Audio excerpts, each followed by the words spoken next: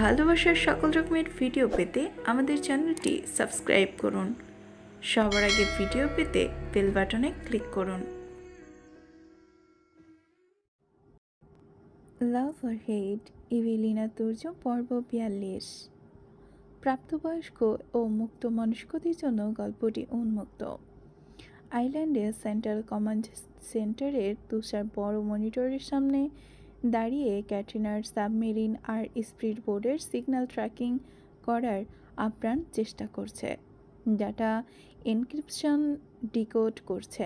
তখনই স্ক্রিনে ভেসে ওঠে ডার্কনেট লেয়ার 7 প্রোটোকল আর স্যাটেলাইট ঘোস্টিং এর মতো জটিল সব তথ্য। ক্যাটরিনার নিজস্ব স্যাটেলাইট ব্যবহার করেছে, তাতে কোনো সন্দেহ নেই।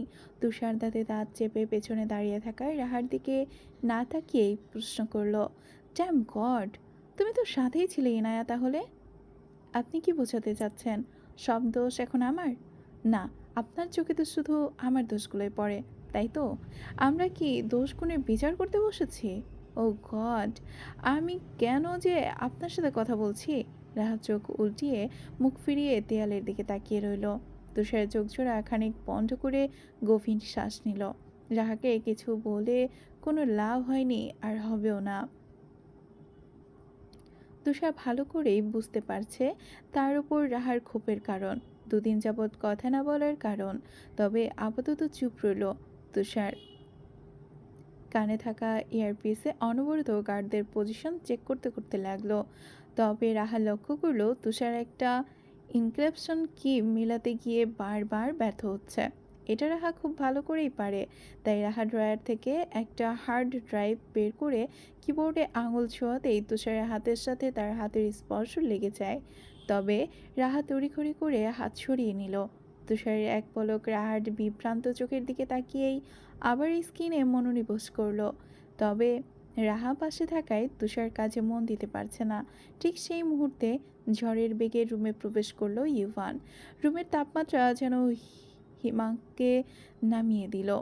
কোনো কথা না বলে ইউভান, যে কিনা আন্ডার ওয়ার্ল্ডের ডিজিটাল ঘোস্ট, সে এসেই তুষারকে সরিয়ে দিয়ে চেয়ার টেনে বসলো। কানে হেডফোন লাগিয়ে তড়িঘড়ি করে কিবোর্ডে আঙুল চালাতে শুরু করলো। ইউভান সামনে থাকা 7টা মনিটরে তখন গ্লোবাল নেটওয়ার্ক সব তথ্যে ভেসে উঠল। হ্যাকিং এক্সপার্ট যার কোডের সামনে পেন্টাগনও কাঁপতে থাকে। স্ক্রিনে ভেসে উঠল ব্লু ফেক অ্যাট্রাক আর গ্লোবাল আইপি সেভারার। ইউভান ক্যাটরিনার লোকেশন ট্র্যাক করার জন্য ডার্ক ওয়েবের গভীর স্তরে প্রবেশ করেই ফেলল। কিন্তু ক্যাটরিনা অসম্ভব ধূর্ত চাল চেলেই রেখেছে। প্রতি সেকেন্ডে আইপি অ্যাড্রেস বদলাচ্ছে। ইভান হিতাহিত জ্ঞান হারিয়ে হাতের কাছে থাকা স্ক্যানার আর কফি মগটা আশ্রে মেঝেতে চূর্ণ করল। 1 ঘন্টা পেরিয়ে গিয়েছে, রোজ নেই। অতিরিক্ত ক্রোধ জমা হলো, ইভানের হাত কাঁপতে থাকে। হলো তা এক মুহূর্তে মাথায় হাত দিয়ে স্কিনে স্থির হয়ে বসে রইল। মাথা ঠান্ডা করার আপ্রাণ চেষ্টা করছে, কিন্তু না। তাগড়া শরীরের রক্তগুলো টকবকিয়ে ফুটতে লাগলো। তুষার বলল, cool down. I think Katrina আয়ারল্যান্ডে নেই। কজ এখানে সব কিছু তো আমাদের নিয়ন্ত্রণেই ছিল। জানি না, কিচ্ছু জানি না আমি। বান্দির বাচ্চার জন্মই হয়েছে আমাকে শেষ করার জন্য। বান্দির গায়ে যদি একটা আঁচও লাগে, I repeat, only one touch, আকাশ পাতাল জমি সব জ্বালিয়ে দেব। ক্যাটরিনার কলিজা ঠিক কত বড় হয়েছে তা মেপে দেখার সময় এসেছে। What a beast it she is. এই আমি আগেই বলেছিলাম রোজ মেয়েটার জীবনটা ডেঞ্জার জোনে চলে যাবে। যদি এতই ভাবিস ওকে নিয়ে, তাহলে বাংলাদেশে কেন পাঠিয়ে দিচ্ছিস না? বলেছিলাম নিজের জীবনের সাথে জড়াস না, ফেসে যাবি। বিয়ে করতেই নিষেধ করেছিলাম। কি লাভ হলো রিক? যা করার করেছিস, এখন সহ্য করতে পারিস না। Just shut up. তাই ডার্ক রোজকে পেইন দেওয়ার অধিকার শুধু আমার আছে। এই রিকের অন্য কারোর টাচ করার সহ্য করব না আমি। I can't. ওর কিছু হলে মনে হয় আমার নিঃশ্বাসটাই বন্ধ হয়ে আসবে। ইভান সজোরে হাত আঘাত করলো দেয়ালে। হাইপার হোস না, আমি যা করার করছি। রিল্যাক্স থাক। তুই জানিস না অতিরিক্ত হাইপার হলে তোর হার্ট রেট কমে আসে। হচ্ছে, পেইন হচ্ছে। ওয়েট বেশি? ডাক্তার ওয়ার্লস তো ডেনমার্কে আসতেও পারবে না। তুই জাস্ট রিল্যাক্স হ, just breathe and cool down. রোজকে খুঁজে বের কর। ক্যাটরিনার জম কি তার দৌড় কড়ায় গড়ায় কড়া নাড়ছে? সালি বাস্টার্ড রিককে চিনে না আমায়। Fucking woman. রাহাত চুপ থাকতে চেয়েও আর পারল না। রাগ আজ রোজের থেকেও বেশি নিজের ভাইয়ের ওপর হলো। কাছে গিয়ে জড়িয়ে ধরে জিজ্ঞাসাও করলো না আগের ন্যায়। ইভান রাগের মাঝেও রাহা এক প্রকার তাচ্ছিল্যতার সহিত বলল, আফটার অল ক্যাটরিনা, তোমার এই ফিয়ন্সে বুলশিট তো হবেই। এখন আবার বলো না যে রোজ তোমার ওয়াইফ। তোমার কাছে বিয়ে ফিয়ে কোনো কিছু ম্যাটার করে না, যতটুকু আমি জানি। রাহা একবার তুষারের দিকে দৃষ্টি নিক্ষেপ করে ক্রুর হাসল। আই মিন, তোমাদের কারো কাছেই না। বাই দ্য ওয়ে, ক্যাটের কোনো ভুল দেখছি না আমি। ওর জায়গায় আমি হলে এর থেকে বেশি কিছুই করে বসতাম। তোমার আর ক্যাটের বিয়ে যদি চাইল্ডহুড থেকে ঠিক হয়েই থাকে, তাহলে রোজের সাথে রোজই তোমাদের মাঝে এসেছে, ক্যাট না। তুষার দ্রুত এসে রাহার হাত শক্ত করে চেপে ধরে ঠোঁটে আঙুল রেখে হিসিয়ে উঠল। Are you mad? শাস্তি পেতে চাও? Yes, I want. এত সুখ শান্তি সহ্য হচ্ছে না, উফ। আর আমাকে শাস্তি দেওয়া হলে আমার ভাই দিবে, তাতে আপনার কি? অনুমতিবিহীন আমার হাত ধরতে খুব ভালো লাগে বুঝি? তুষার এক ঝটকায় ছেড়ে দিল রাহার হাত। রাহার তুষারের কোনো কথাতেই মন নেই ইউভানের। নিজের ভেতরের অগ্নেয়গিরিটা শান্ত করার চেষ্টা করলো। পরক্ষণে আবার পাগলের ন্যায় কিবোর্ডে টাইপ করতে করতে হেডসেটের মাউথপিসটা ঠোঁটের কাছে টেনে নিয়ে স্নাইপার টিমকে উদ্দেশ্য করে হুঙ্কার দিল, listen listen listen, just focus on me. আকাশ থেকে পাতাল আইল্যান্ডে এই 1 ইঞ্চি জমিও যেন আমার নজরদারি থেকে বাদ না যায়। পুরো দ্বীপে আমার যত হেলিকপ্টার আর নেকড়ে দল আছে সব নামিয়ে দে। যদি আজকের রাতের মধ্যে রোজকে খুঁজে না পাওয়া যায়, তবে কাল সকালের এই আয়ারল্যান্ডে সূর্য উদয় দেখবে না এই শুয়োরের বাচ্চাও। একটা শুয়োরের জাতও। ক্যাটরিনা যদি ভেবে থাকে নর্দমার আড়ালে লুকিয়ে বাঁচবে, তবে আমি পুরো নর্দমা ঘুরেই টেনে বের করে আনবো ওকে। 2 words, I want her in 2 hours. But Ivan গলা বুঝে এলো। ক্ষিপ্ততায় খানিক আগ্নেয়গিরি অগ্নুৎপাতে জ্বালা ও ক্ষিপল বুঝে গভীর শ্বাস টানল। ভিতরটা শূন্য শূন্য লাগছে। কিছু তো একটা আছে। যান্ত্রিক হৃদয়যন্ত্রে আচমকাই ব্যথা অনুভব হতে লাগলো। জিভ দিয়ে ঠোঁট ফিচিয়ে ইভান বলল, বাট আমার রোজের গায়ে যেন একটা আচরণ না লাগে, একটাও না। I want her any cost. Ivan হুঙ্কারের সাথে সাথে মনিটরে একের পর এক রেড অ্যালার্ট সিগন্যাল চলতে শুরু করলো। আয়ারল্যান্ডে নিস্তব্ধতা, 23টি হেলিকপ্টার রোবোটিক শব্দে আকাশ কম্পিত হয়ে উঠল। জঙ্গলের গহীনে অন্ধকার থেকে বের হয়ে এলো মাফিয়া বসের প্রশিক্ষিত 19টা ঘাতক বাহিনী, যাদের বলা হয় ওলফ স্কোয়াড। পুরো আয়ারল্যান্ডে ঘেরাও করা হলো ইন্টেলিজেন্স টিম, এয়ারফোর্স ইউনিট দ্বারা। ইভান এবার কিবোর্ডে ঝুঁকে পড়ল। ক্যাটরিনার সাবমেরিন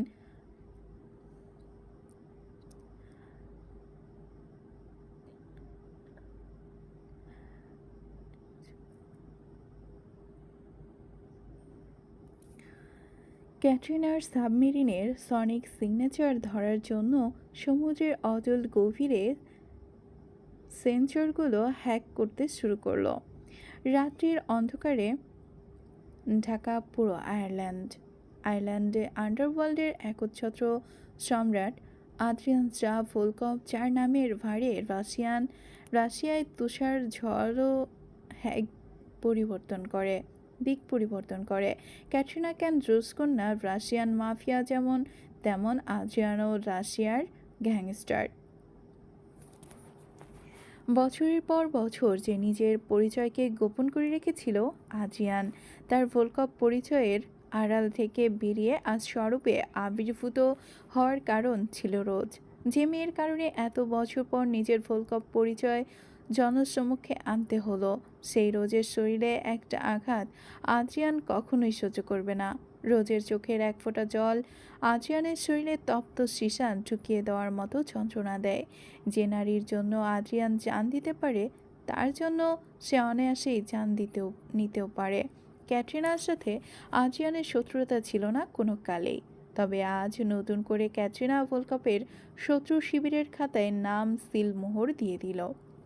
ইভান রোজকে মারবে না এ সত্য আদ্রিয়ান জানত, তবে ক্যাটরিনা রোজকে মেরে দিতে দুবারও ভাববে না। তা ভেবেই আদ্রিয়ানের চোয়াল মটমট করে শক্ত হাঁটতে লাগলো। ইউসুফ পাশে দাঁড়িয়ে আদ্রিয়ানকে হিতাহিত জ্ঞানশূন্য অবস্থায় দেখে বিচলিত হয়ে পড়ল। বস, এভাবে উতলা হবেন না। আমাদের পুরো টিম আইল্যান্ড ঘিরে ফেলেছে অলরেডি। ওই মনস্টার ক্যাট এর একটা পোষা কুকুরও যদি সামনে পড়ে, তবে জীবন্ত খাদিয়ে দেওয়া হবে। কিন্তু আপনি যদি এভাবে নিজেকে হারিয়ে ফেলেন, তবে আমরা লড়ব কার জন্য? আদ্রিয়ান ইউসুফের কলার সজোরে চেপে ধরে চোখের মনি লাল করে গর্জে উঠল। তোমরা কোথা থেকে রেড রোজকে এনে দিবে আমি জানি না। তুমি কি বুঝতে পারছো ইউসুফ? যদি রোজের কিছু হয়ে যায়, তবে আমি নিজেকে কোনোদিনও ক্ষমা করতে পারবো না। জাহান্নামের আগুনে পুড়ে মরার মতো যন্ত্রণা হচ্ছে এই বুকে। ইউসুফ অবাক হয়ে চেয়ে রইল তার বসের দিকে। অস্পষ্ট স্বরে বলল, আমি সত্যি অবাক হচ্ছি বস। রোজ ম্যাম এই মনস্টার রিকের স্ত্রী জানার পরও আপনি এভাবে লড়ছেন। যেখানে রোজকে স্বীকার করতে আপনি মনস্টার বীজকে খুব সহজেই হারাতে পারতেন, সেখানে আপনি নিজেই নিজের ধ্বংসের পথে হাঁটছেন। রোজকে চাইছেন আপনি এভাবে নিজের শিকার বানাতে পারতেন। আদ্রিয়ান এক যন্ত্রণাকাতর হাসি হাসল। সমুদ্রের উত্তাপ ঢেউয়ের দিকে চেয়ে শান্ত কিন্তু কঠিন স্বরে জবাব দিল, চুপ করো। আমার প্রতিদ্বন্দ্বিতা একদিকে আর রোজ একদিকে। সে কার বউ, কি তার জন্ম পরিচয়, তাতে আমার কিচ্ছু যায় আসে না ইউসুফ, কিচ্ছু না। তার শরীরে মিসক্যারেজের ব্লিডিং দেখেছিলাম সেদিন। সেদিন ওই আদ্রিয়ানের মন থেকে এক বিন্দু পরিমাণ মায়া কমেনি তার রেড রোজের জন্য। তুমি কেন বুঝতে চাইছো না? আমার কাছে রোজ শুধুই আমার রেড রোজ, আমার শুকতারা, নাথিং এলস। সে না চাইলেও সে আমার রেড রোজ হয়েই থাকবে সারা জীবন। আদ্রিয়ানের নির্দেশে ইউসুফ মুহূর্তেই তাদের বিশেষ কমান্ডো বাহিনীকে চূড়ান্ত অ্যাকশন কোড পাঠিয়ে দিল। আদ্রিয়ানের বেলায় সমুদ্রের বুকে ভেসে উঠল ভোলকপ সাম্রাজ্যের 10টি শক্তিশালী যুদ্ধজাহাজ। আকাশের চক্কর কাটতে লাগলো ইনফ্রারেড সেন্সরযুক্ত কয়েকশো ঘাতক ড্রোন। আদ্রিয়ান তার কোমর থেকে হীরের প্রলেপ দেওয়া রিভলভারটা বের করে আকাশের দিকে তাক করে গর্জে উঠতেই আয়ারল্যান্ডের দক্ষিণ এবং পূর্ব সীমান্ত মুহূর্তেই অবরুদ্ধ হয়ে গেল। ইভান স্পাইডার টিমকে বাধা দিল না। আদ্রিয়ান স্পাইডার টিমকে বাধা দিল না, আর না ইউভান লায়ন টিমকে বাধা দিল। পুরো আয়ারল্যান্ডটা ঘেরাও করা হলো প্রশিক্ষিত স্নাইপারদের দিয়ে। আগে রোজকে খুঁজে বের করা দরকার যে কোনো মূল্যে। মাস্টার কক্ষের বিশাল সেগুন কাঠের দরজাটা কোনো সংকেত ছাড়াই চূর্ণ বিচূর্ণ হয়ে গেল। ইউভান ভেতরে প্রবেশ করলো এক জ্যান্ত আগ্নেয়গিরির মতো। কক্ষের নিস্তব্ধতার মাঝে ইউভানের বজ্রকণ্ঠ প্রতিধ্বনিত হলো, রোজ কোথায়? কোথায় আমার রোজ? মাস্টার তার রাজকীয় চেয়ারে হেলান দিয়ে বসে একটা প্রাচীন ম্যাপ দেখছিলেন। ইউভানের এমন উন্মুক্ততায় তিনি বিন্দুমাত্র বিচলিত হলেন না, কারণ ইউভানের কাজ হলো রাগের বশে এসে মাস্টারের কক্ষের জিনিসপত্র ভাঙচুর করা। আর মাস্টারের কাছে এখন এসব স্বাভাবিক লাগে। তিনি শান্ত স্বরে বললেন, চিল্লাচ্ছ কেন রিক? ফোলচার আইল্যান্ডের মাস্টারবেলের সামনে দাঁড়িয়ে কণ্ঠস্বর নিচু রাখতে হয়, জানো না? ক্যাটরিনা কোথায় আমি শুধু সেটা জানতে এসেছি, ব্যাস। মাস্টারের কারোর সাহায্য প্রয়োজন পড়ে না। তাহলে কিভাবে তুমি আমাকে এমন প্রশ্ন করার স্পর্ধা দেখাও? ইভান বন্দুকের নল সরাসরি মাস্টারের কপাল বরাবর স্থির করলো। ইভান দেখতে পাচ্ছে মাস্টারের পুরো মুখায়ব। ইভান দেখতে পায়ও চল শক্ত হয়ে উঠেছে মাফিয়া বসের। রিয়েলি? স্পর্ধার? রিক আলবার্ট আর তার ডার্ক রোজের জন্য প্রলয়ের স্বাদ গ্রহণ করতে পারে। ক্যাটরিনা রোজকে নিয়ে কোথায় লুকিয়েছে আপনি জানেন না? মাস্টার এক মুহূর্তের জন্য ইভানের অক্ষিপলের দিকে তাকালেন, তারপর ধীরালয়ে বললেন, তোমার মনে হয় না তুমি বাড়াবাড়ির চরম পর্যায়ে চলে গিয়েছো রিক? ফাক ফাক ফাক! ইউফান গর্জাতে গর্জাতে পাশের একটি দামি কাচের ফুলদানি লাথি মেরে ঘুরিয়ে দিল। বাড়াবাড়ি কিছুই দেখেননি গডফাদার। দেখবেন, অবশ্যই দেখবেন। যদি রোজের গায়ে একটা বিন্দু পরিমাণ আঘাত লাগে তবে। মাস্টার দীর্ঘশ্বাস ফেলে উঠে দাঁড়ালেন। জানালার ওপাশে উত্তাল সমুদ্রের দিকে তাকিয়ে বললেন, ক্যাটরিনা কোথায় আমি জানি না ইভান। আমি নিজের ওর এমন কাণ্ডে ভীষণ বিরক্ত। কিন্তু ভুল তো তোমার। বিয়ে করেছ ক্যাটরিনা তোমার বাগদত্তা জানা সত্ত্বেও। ইটস জাস্ট হরিবল। তাও কাকে করেছ? নিজের মায়ের বংশের মেয়েকে।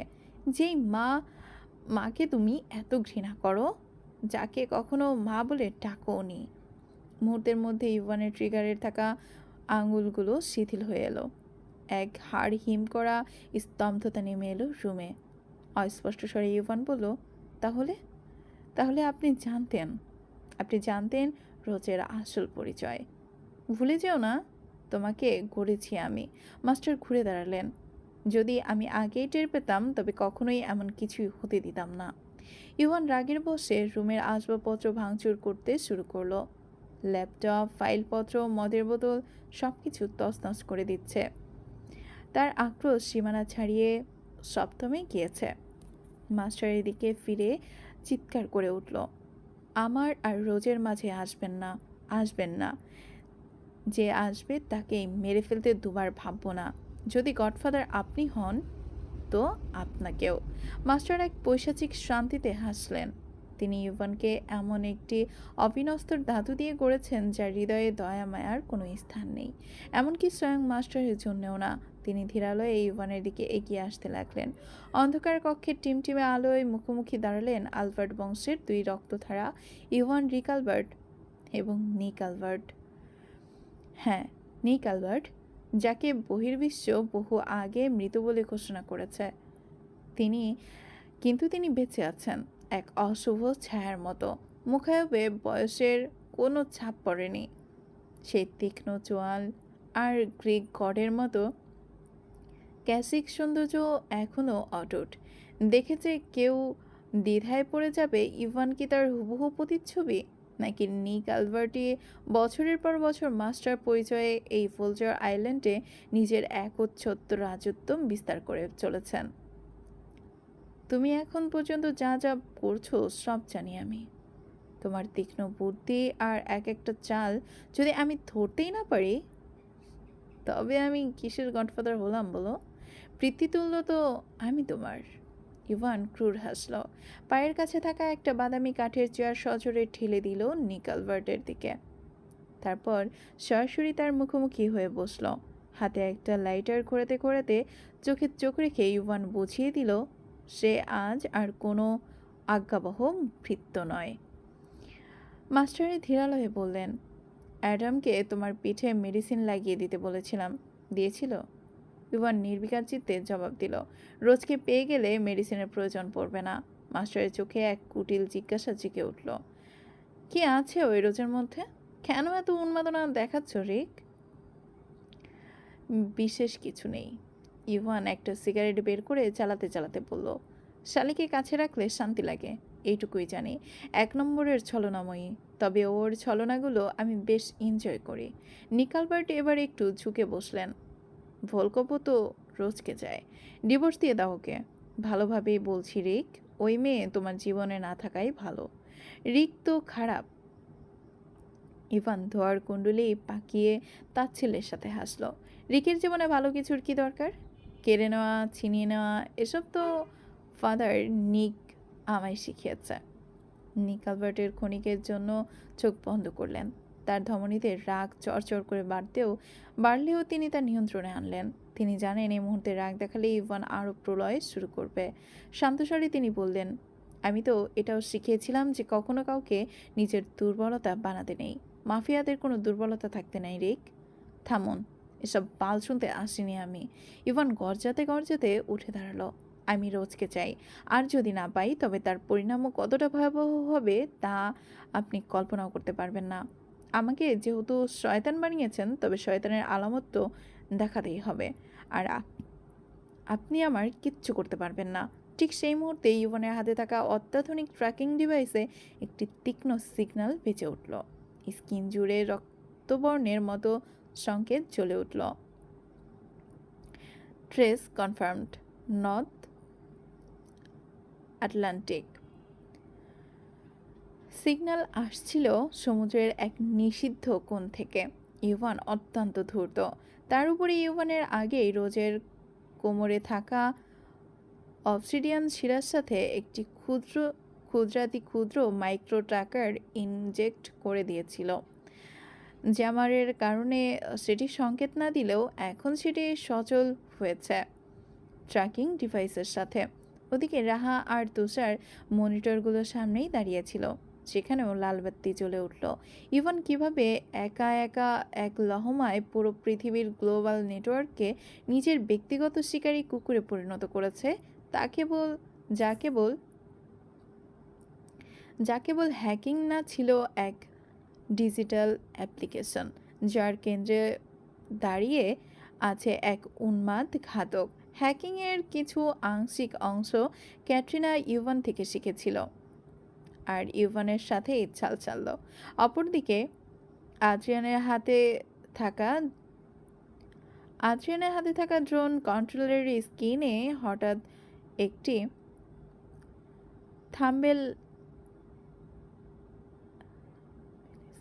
থাম্বেল অ্যানোমিনিস ধরা পড়ল। নর্থ আটলান্টিকের সেক্টর 4-এর পরিত্যক্ত লাইট হাউস জ্যামারও এক ধরনের এনার্জি সিগন্যাল তৈরি করে, যা লায়ন সনিক রাডার এর জ্যামারের কম্পন ধরে ফেলেছে অলরেডি। আদ্রিয়ানের তীক্ষ্ণ মস্তিষ্ক মুহূর্তে হিসাব কষল। এমন নিষিদ্ধ জলসীমার কোণে সাধারণ জাহাজ বা মানুষের থাকার কথা নয়। সেক্টর 4-এর সেই গুরুত্বপূর্ণ সংকেত দেখা মাত্র ইভানের হৃদয়ের জ্ঞান লুপ্ত হলো। কোনো হেলিকপ্টার বা বিশাল জাহাজের অপেক্ষা করল না। ভোলচার আইল্যান্ডে গোপনে ডকইয়ার্ডে রাখা টুনবার্টন নামে সাদা কালো কার্বন ফাইবার দিয়ে তৈরি রেসিং স্পিডবোট নামালো সমুদ্রে। ইভান এক লাফে চালকের আসনে বসল। স্পিডবোটটি সমুদ্রের উত্তাল ঢেউ তীরের বেগে ছুটে চলল। গতি বাড়ার সাথে সাথে বাতাসের তীব্রতাও বাড়ল। ইভানের খোলা শার্ট বাতাসের ঝাপটায় ডানার মতো উঠতে লাগলো, গলার ট্রেডমার্ক সিলভার চেইনটাও। মাথার উপরে থাকা হেলিকপ্টার পাইলটরা রেডিওতে বারবার যোগাযোগ করার চেষ্টা করলো ইভানের সাথে, কিন্তু ইভান সবকিছু মিউট করে দিয়ে স্পিডবোটের স্পিড বাড়িয়ে ছুটে চলেছে। মাঝ সমুদ্রের বুকে একাকী দাঁড়িয়ে আছে বিশাল প্রস্তরখণ্ডের ওপর নির্মিত একটি লাইট হাউস। বহু বছর আগে আন্তর্জাতিক জলসীমার বিরোধে পরিত্যক্ত হওয়া একটি স্থাপনা। ক্যাটরিনার তার ব্ল্যাক সাবমেরিন থেকে রোজকে অচৈতন্য করে রমণীর তান্নি দেহ এক প্রকার টেনে হিসড়ে করে এই খাঁচা পচা লোনা গন্ধে ভরা এই অন্ধকারে মিনারে নিয়ে এসেছে। লাইট হাউজের ভেতরে দেয়াল বেয়ে অনবরত চুইয়ে পড়ছে সমুদ্রের নোনা জল। শ্যাওলা ধরা পিচ্ছিল খাড়া সিঁড়ি যদি অসাবধানতার সাথে পা না রাখে তবে পড়ে যাওয়ার সম্ভাবনা বেশি। ক্যাটরিনা সমেত কয়েকজন রক্ষীও উপরে উঠেছে। লাইট হাউজের বাইরে পাহারার জন্য তেমন গার্ড নেই। ক্যাটরিনা জানে এই জায়গার কথা কল্পনাতেও আসবে না কারোর। মিনারের একদম চূড়ায় যেখানে একসময় প্রকাণ্ড আলো জ্বলত, তীব্র জাহাজকে দিক নির্দেশনা দেওয়া হতো, সেখানে রোজকে এক লোহার চেয়ারে শক্ত করে বেঁধে রাখা হয়েছে। ব্লাউজের হাতার অংশ ছিঁড়ে গিয়েছে। হাতে গালে আঁচড়ের দাগ পড়ে গিয়েছে। ক্যাটরিনার ইশারায় কয়েকজন রক্ষী যারা ছিল তাদের ক্যাটরিনার নিচে পাঠিয়ে দিল। একজন নারী গার্ডকে ক্যাটরিনার ধমকের স্বরে জিজ্ঞাসা করলো, কে বেশি সুন্দর, আমি নাকি এই মেয়ে? গার্ড নারী গার্ডটার নাম এলজা। ক্যাটরিনার এমন প্রশ্নে অবাক হলো এলজা। সামান্য একটা মেয়ের রূপের সাথে মাফিয়া উইমেন মনস্টার ক্যাট তুলনামূলক প্রশ্ন করে বসল। শুকনো ঢোক গিলে এলিজা বলল, আপনি ম্যাম তাহলে কি বলতে চাইছো এই মেয়ে অসুন্দর? এলজা ভীতিকর পরিস্থিতিতে পড়ে কি বলবে বুঝতে পারছে না। তবে এক পলক রোজের মুখশ্রী পানে দৃষ্টি নিবারণ করলো। এলজা মুগ্ধ হলো। অতি সাধারণ মুখশ্রী নেই, কোনো চাকচিক্যময়, তাও কত স্নিগ্ধতা। রোজের পরনের শাড়িটা চিনল না এলজা। কি বলে এই পোশাকটাকে তাও জানে না। মেয়েটার চুলও কত বড়। এলজা রোজের দিকে তাকিয়ে নিষ্পলক চাহনিতে বলল, না, অসুন্দর নয় ম্যাডাম। যদি 10 এর মধ্যে রেটিং করতে বলেন, আমি অনায়াসে 100 দিব। তাই? ক্যাটরিনার দিকে দৃষ্টি ফেলতেই এলজার আত্মা শুকিয়ে এলো। ভয়ে হাত পা কাঁপতে লাগলো। থুতলিয়ে বলতো, কিন্তু ম্যাম আপনি বেশি সুন্দর। সেম মানে রোজ জাদুকরি, আর আপনি বিউটিফুল, অসম্ভব ভয়ঙ্কর সুন্দর। ভালোবাসা পেতে কোনটার গুরুত্বপূর্ণ? গুরুত্ব অপরিসীম। ভালোবাসার সৌন্দর্যের প্রয়োজন পড়ে না ম্যাম। তুমি কখনো কারো প্রেমে পড়েছো এলজা? না। তাহলে কি করে জানলে? জানি না ম্যাম, সুযোগ পেলাম কই। তবে এটুকু জানি, মানুষ প্রেমে পড়ে সৌন্দর্যের, তবে ভালোবাসা হয় নিঃস্বার্থ। ভালোবাসা কখনো ভালো মন্দ, জাত কুল ধর্ম কিংবা সৌন্দর্যে আটকে থাকে না। ভালোবাসতে কোনো কারণের প্রয়োজন পড়ে না, হয়ে যায় চোখের পলকে। উপলব্ধি করাও মুশকিল, কখন হলো আর কিভাবে। এলজা কিছু বুঝে ওঠার আগেই ক্যাটরিনার হাতের সিলভার প্লেটের রিভলভারটা গর্জে উঠল। নিস্তব্ধ লাইট হাউসের চূড়ায় বারুদের শব্দ যেন সহস্র প্রতিধ্বনি তৈরি করলো। বুলেটার নিখুঁত নিশানা এলজার কপাল বরাবর এফোর ওফর করে বেরিয়ে গেল। এলজার চোখে দুটো বিস্ময়ে বড় বড় হয়েই স্থির হয়ে গেল। রক্তিম রুধির ধারা তার কপাল বেয়ে গড়িয়ে নামলো স্নিগ্ধ মেঝেতে। এক মুহূর্ত আগেও যেখানে প্রাণের স্পন্দন ছিল, তা এখন এক নিথর মাংসপিণ্ড হয়ে লুটিয়ে পড়ল নোনা জলের শুকনো মেঝেতে। ক্যাটরিনার রিভলভারের নল থেকে উপরে থাকা নীলচে আলোয় আলতো করে এক বৈশাচিক ফু দিয়ে শীতল কণ্ঠে বলল, আর সুযোগ পেলেও না এলজা, কারণ মরা মানুষের প্রেমে পড়ার স্বাদ জাগে না। এলজার লাশের দিকে একবার না তাকিয়েও ধীর পায়ে এগিয়ে এলো বন্দি রোজের দিকে। লোহার চেয়ারে রোজ তখনও অচৈতন্য। তার ফ্যাকাশে মুখায়ব চাঁদের আলোয় আরও বেশি মায়াবী লাগছে। ক্যাটরিনা রোজের বড় বড় চুলে আঙুল চালিয়ে জড়িয়ে ধরল। এক হ্যাচকা টানে রোজের মাথাটা পেছনে হেলিয়ে দিয়ে তার নিজের মুখটা রোজের কানের কাছে নিয়ে এলো। একটা পবিত্র শব্দকে বিকৃতি করে চরম পর্যায়ে নিয়ে গিয়ে বলল, ভালোবাসা? ওই এলসে কি বুঝবে ভালোবাসার সংজ্ঞা? ভালোবাসা কোনো স্নিগ্ধতা না, ভালোবাসা হলো রক্ত আর লালসার এক বীভৎস সংমিশ্রণ। ভালোবাসা হলো এক বিপন্ন আসক্তি। ভালোবাসা হলো এক ধরনের রোগ যা শিরায় শিরায় বিষের মতো চড়ে।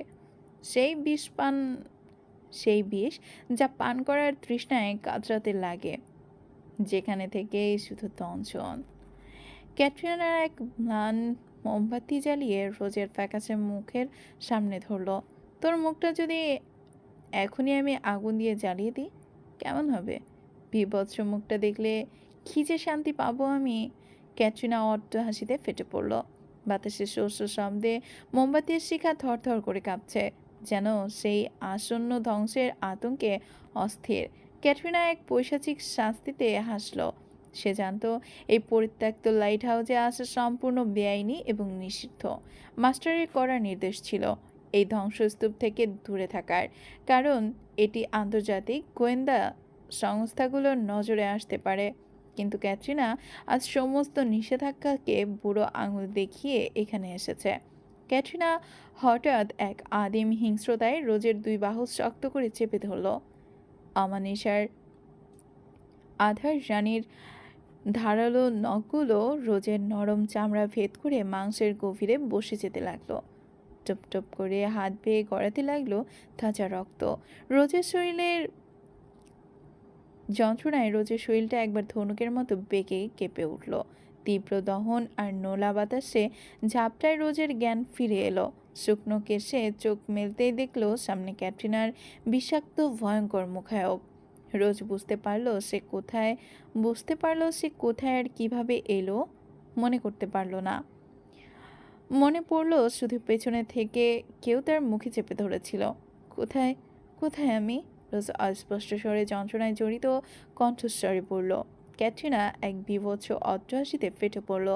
রোজের চুলের মুঠি চেপে ধরে পরপর দুটো থাপ্পড় বসিয়ে দিল। ঠোঁট পেটে রক্ত গড়াতে লাগলো রোজের। ক্যাট রোজের মুখের ওপর ঝুঁকে পড়ে ক্ষোভে হিসিয়ে বলল, কিভাবে ফাঁসলি আমার রিককে বল।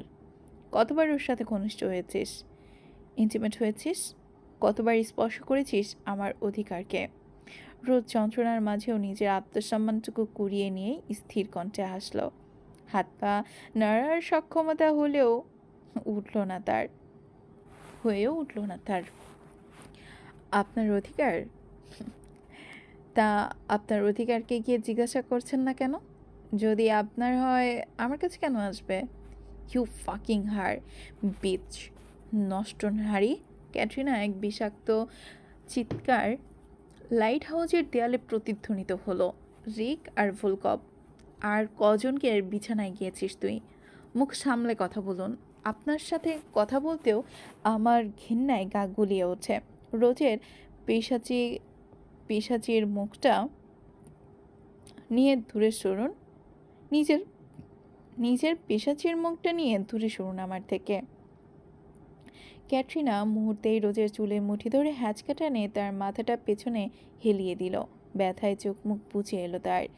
আমি ভালোবাসি রিককে। রিক আমার ছিল, আছে আর থাকবেও। কোন সাহসে হাত দিস? তোর হাত দুটো আমি কেটে টুকরো টুকরো করব। রোজ ঘৃণায় উগরে দিয়ে বলল, একে ভালোবাসা বলে নাকি বিকৃতি কামনা? ক্যাটরিনার ভেতরে পোষা অভিলাষ পশুসত্তা এবার পূর্ণরূপে জেগে উঠল। রোজের ব্লাউজের সামনের অংশ খামচে ধরে দাঁতের দাঁত চেপে বলল, কোথায় কোথায় ছুঁয়েছে আমার রিক? দেখা আমাকে। প্রতিটা অংশ আমি নিজের হাতে কেটে ফেলব। কোনো চিহ্ন রাখবো না ওর ছোঁয়ার। রোজ ঘৃণায় শিউরে উঠল। এভাবেই নিজের শরীরে স্পর্শ করায় শারীরিক যন্ত্রণা থেকে ঘৃণায় হচ্ছে। ক্যাটরিনা পাশ থেকে একটা ধারালো ছুরি তুলে নিয়ে রোজের মসৃণ গিবাদেশে হালকা চেপে ধরল। ধারালো ফলার ছোঁয়ায় রোজের ফর্সা গলার একটা সরু রেখা তৈরি হলো, যেখান থেকে তাজা রুধির ধারা গড়িয়ে মেয়েটার কালার বনে ভিজিয়ে দিল। যন্ত্রণায় রোজের চোখ ফেটে জল বেরিয়ে এলো। তখনই যদি ক্যাটরিনা চাপ প্রয়োগ করে হয়তো বা এটাই হবে রোজের জীবনের অন্তিম অধ্যায়। কিন্তু রোজ ক্যাটরিনার চোখের মনির গভীরে দৃষ্টি নিবদ্ধ করে রাখল। আপনি আসলে ভীষণ বোকা।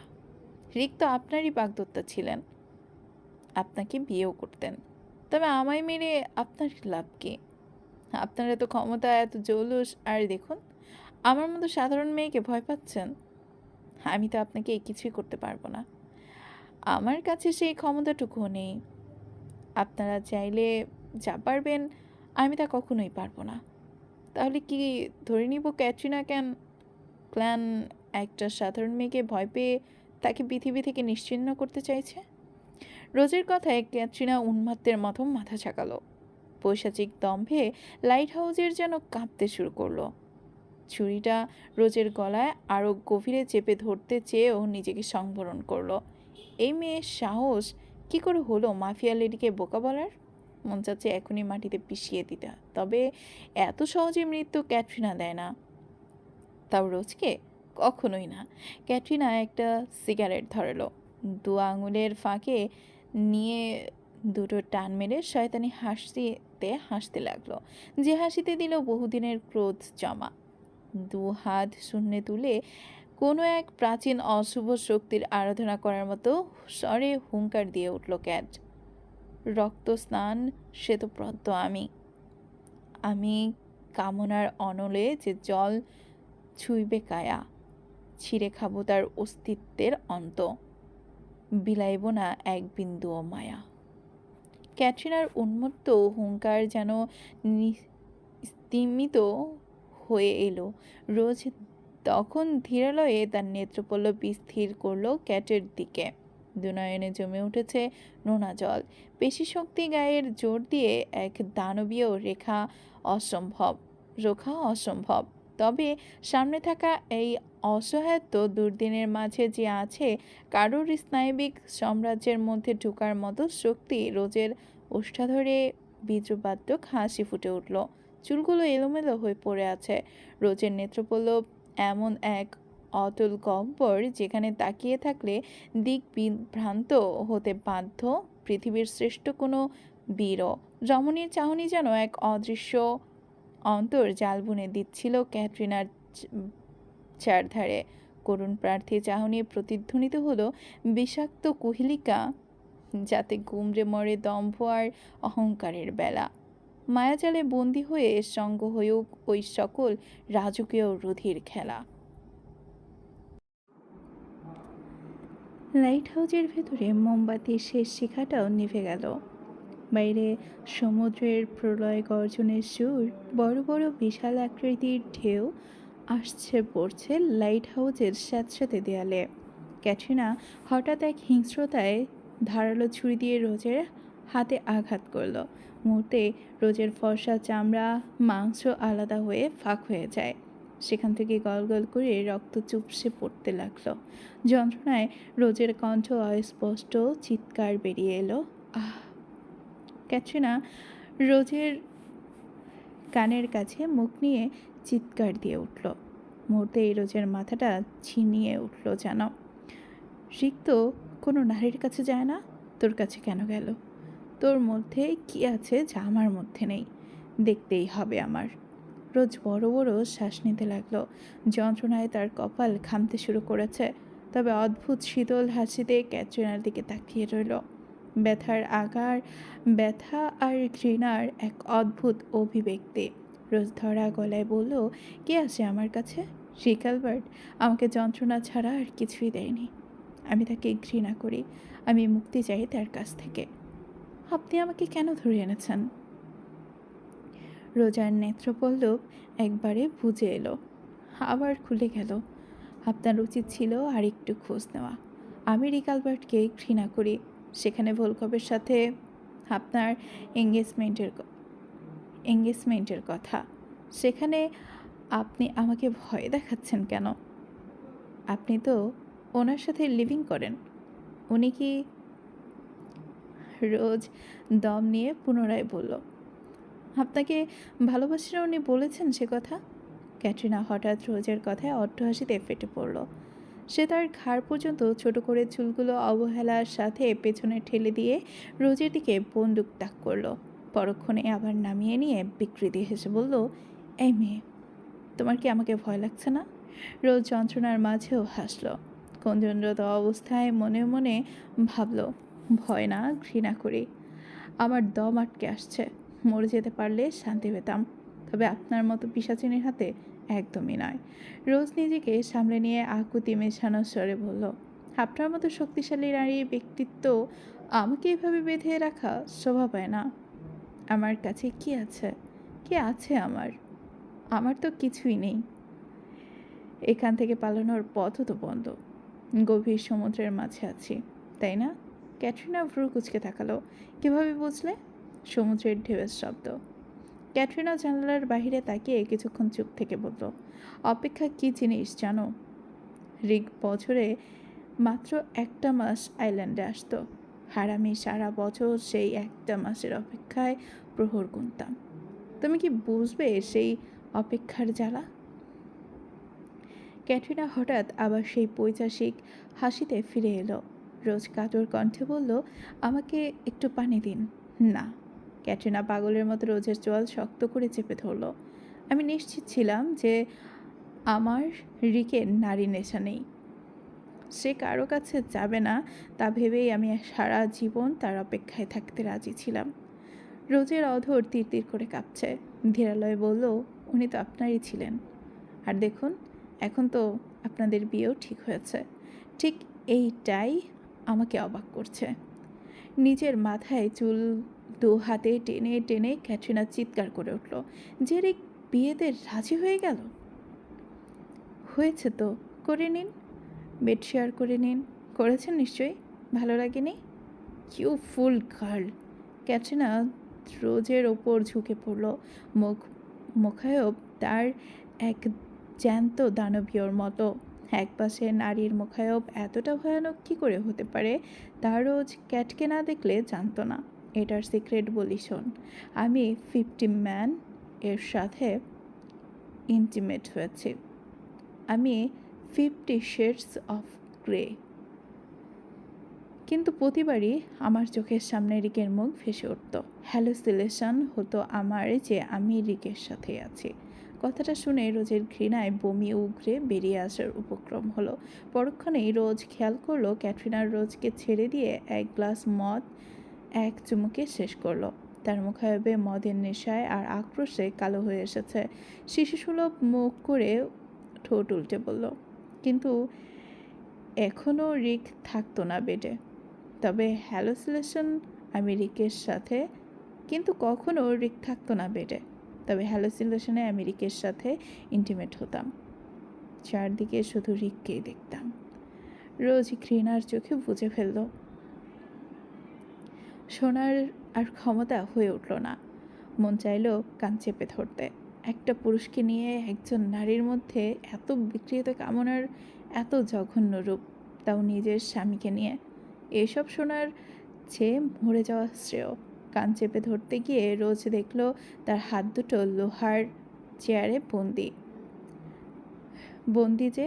তবেই ক্যাটরিনা তার মানসিক বিকার দেখে রোজ বলল, ভারী অন্যায় করেছেন, অন্যায় হয়েছে আপনার সাথে, কিন্তু আমাকে মেরে আপনি কিছুই পাবেন না।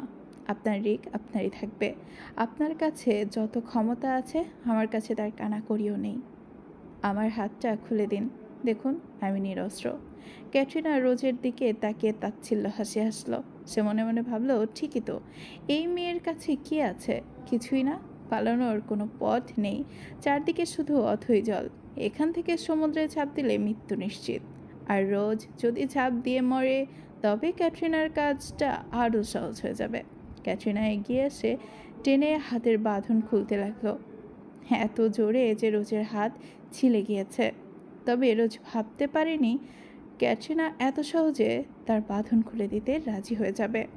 হলো তাই, ক্যাটরিনা খুলে দিল রোজের বাঁধন। চলবে। আগামী পর্ব পেতে অবশ্যই আমাদের সাথেই থাকবেন। আর সুন্দর সুন্দর মন্তব্য কমেন্টে না দিলে নেক্সট পার্ট দ্রুত দিচ্ছি না।